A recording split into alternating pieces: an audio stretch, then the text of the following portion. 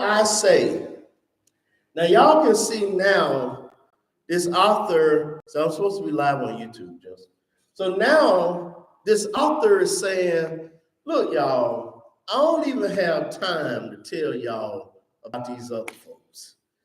So instead of talking about what they did, he just started naming their names. Now, he ain't have time, but we got time. So we're going to talk about these folks. But he said, and what more shall I say? I do not have time. He said, I don't have the time. The book would be so big. I don't have time to tell you about the rest of these folks in the Old Testament. And so he said, he starts off with Gideon. So who y'all think we're going to talk about tonight? We're going to talk about Gideon. Okay? Matter of fact, Gideon, Barak, Samson, and Jephthah are all judges. Okay, so we're going to go to the book of Judges tonight as well. And they have a particular book of the Bible named after them, which is called the book of Judges. So how do we get from Rahab to these judges?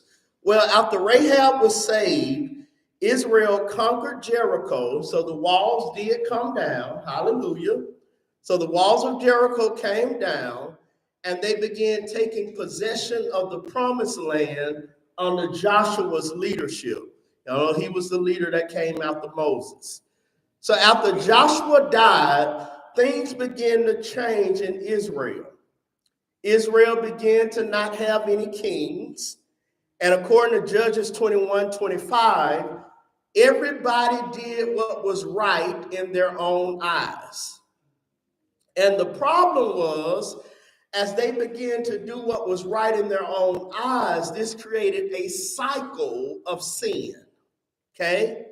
So they would disobey God, then God would discipline them, and then God would deliver them. And when God got ready to deliver them, he would raise these people up, and he called them judges.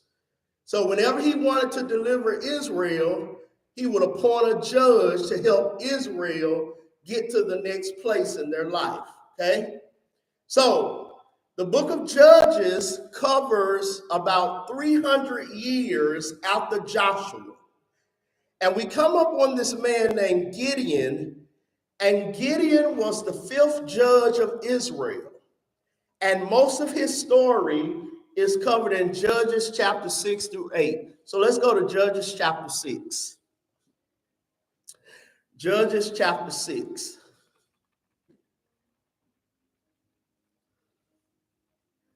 Judges chapter 6, and we're going to begin at verse 1. And I got some points to give you tonight, but I want to, that's a good thing about Bible study. We can give you background and let you know if you want to go back and read yourself, you can do that. So we try to let you know what's going on and how we came about what we're reading. So Judges chapter 6, verse 1, if you dare say got it. All right. The Israelites did evil in the eyes of the Lord, and for 7 years he gave them into the hands of the Midianites.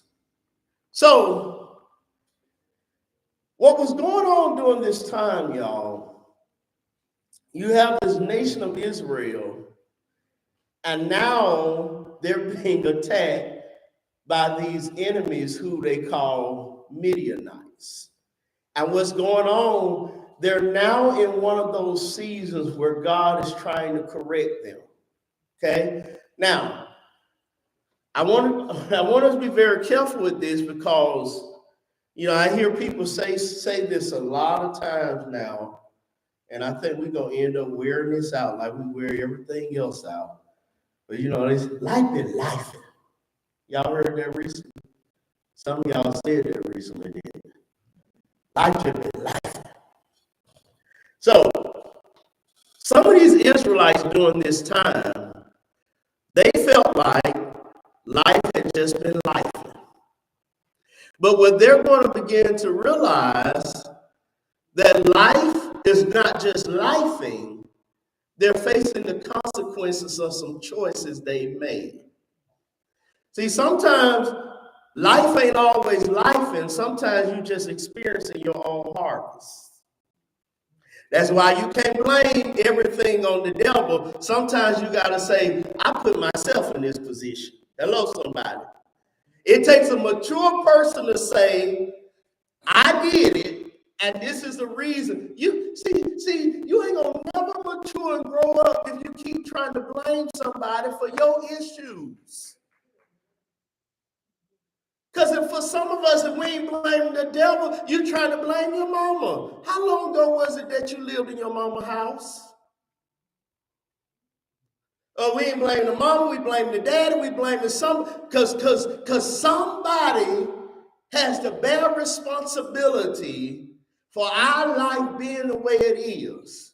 And instead of us taking ownership to say, sometimes the issue was me. When was the last time you said, sometimes I was the problem in that relationship? I was the problem. It was, yeah, nobody at my job liked me, but that's every job you go to. And you haven't realized that you are the common denominator. Okay? So they're experiencing their harvest. I tell y'all ain't gonna like this tonight.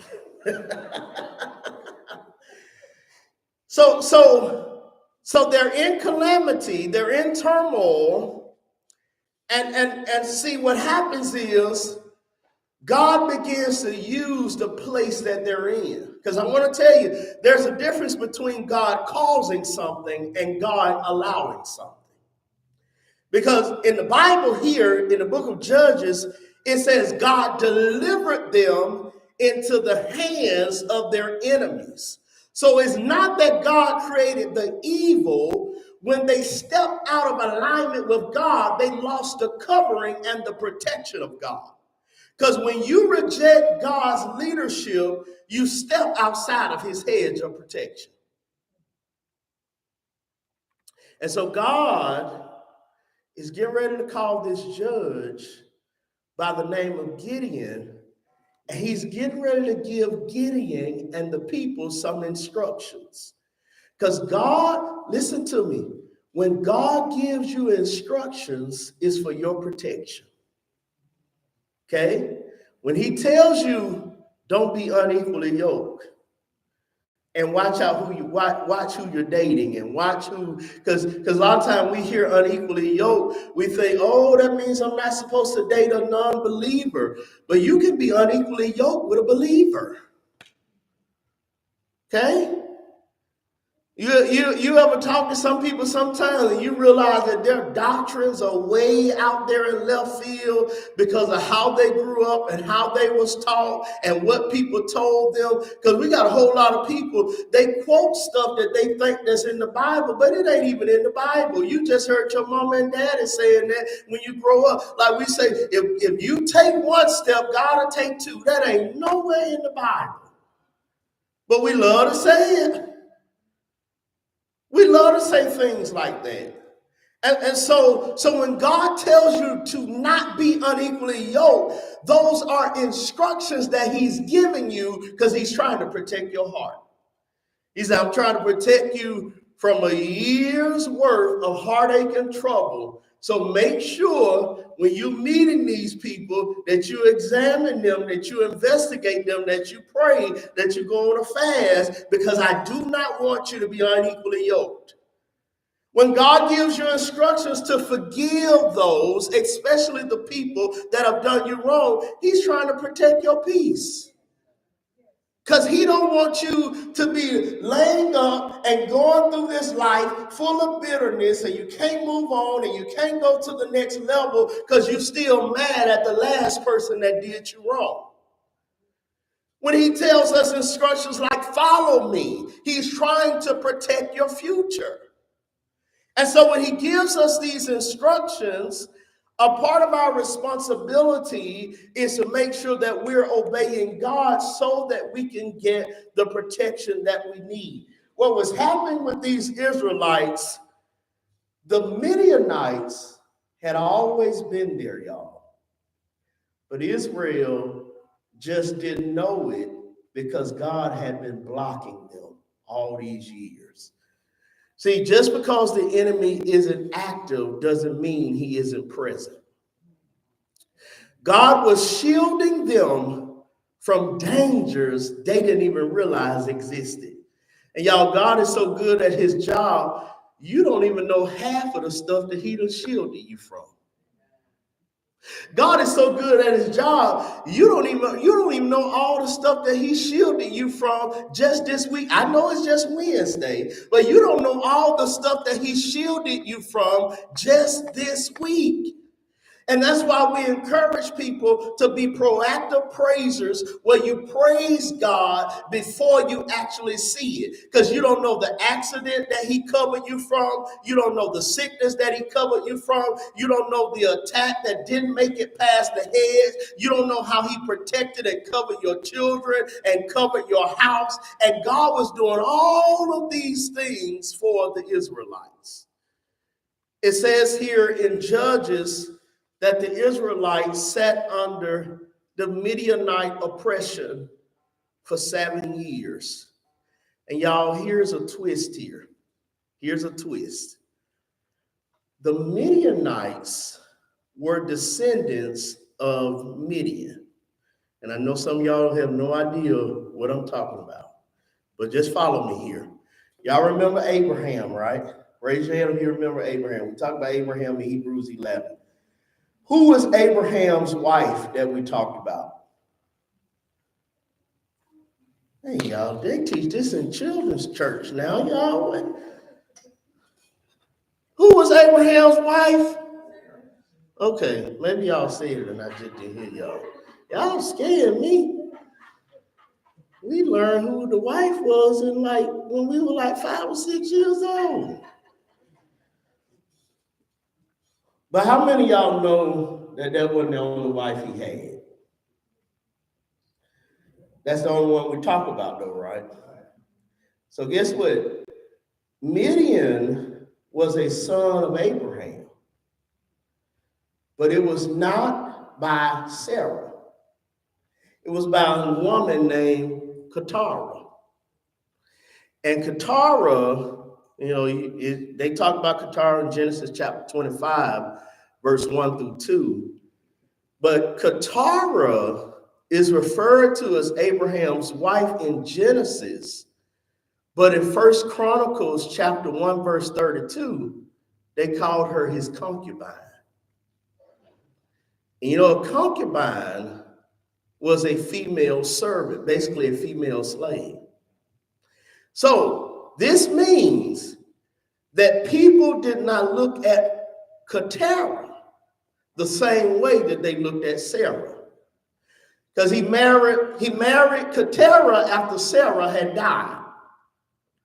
But because they referred to her as a concubine in 1 Chronicles chapter 1, verse 32, we believe that she had a lower social status than Sarah, even though she was still the wife of Abraham.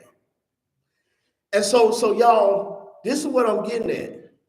Their enemy was in their own family. Did y'all hear what I just said? It's almost like, now, can I modernize it for a moment? Because some of y'all got some people like this in y'all family. It's almost like Midian was looked at as like the outside child. You ain't one of Sarah's boy. You might be our daddy's son, but you ain't in the Sarah group. And so it even goes to show more now how they were struggling and the difficulties that they had, because some of the hardest battles you have to face in life are the people that you're most familiar with. What happens when the battle is about the cycle that's happening in your family? What happens when the battle is about the people that you know? And these Midianites, they didn't just try to kill Israel, They literally robbed them. Now let's look at Judges for a moment. Let's look at we was at Judges chapter 6, right? So let's look at verse 2.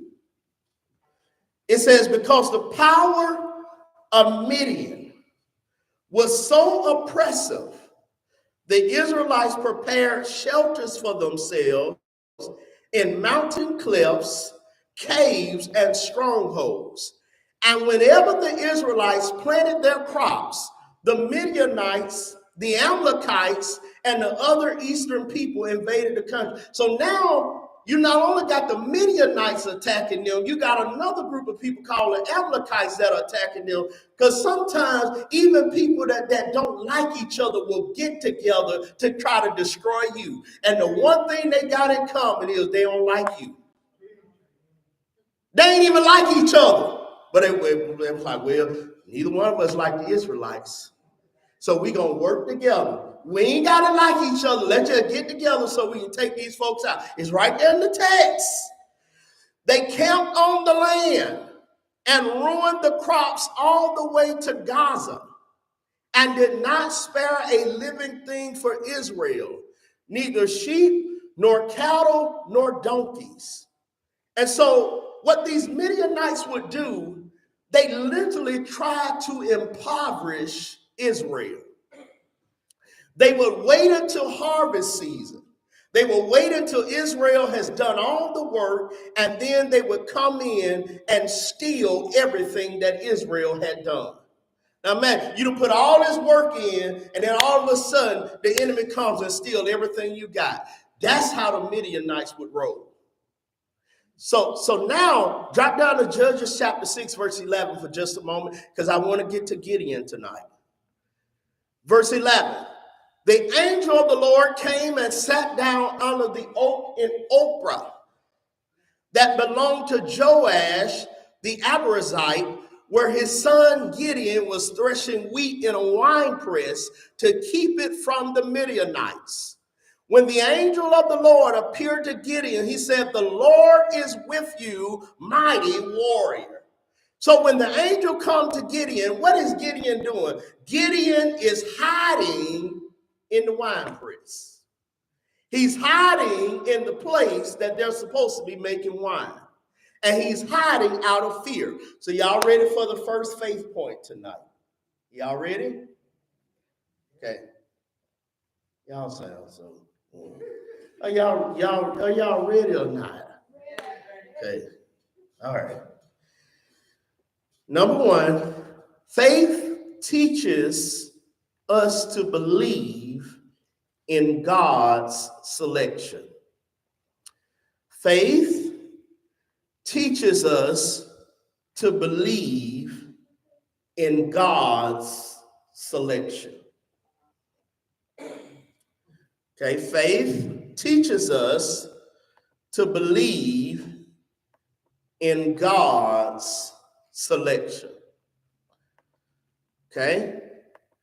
So, God calls Gideon a mighty warrior even though he's hiding from a battle. Now, he's not acting like a warrior. He doesn't feel like a warrior. But God is not speaking to his behavior. God is speaking to his identity. Gideon was hiding because he was fearful. But not only was he fearful, he felt insignificant because he told God, "My clan is the weakest tribe of them all." He felt unqualified. But here's the question. Either God is lying or either Gideon's behavior is lying to him. Because your behavior may say you're weak. Your behavior may say that you're stuck. Your behavior may say that you're too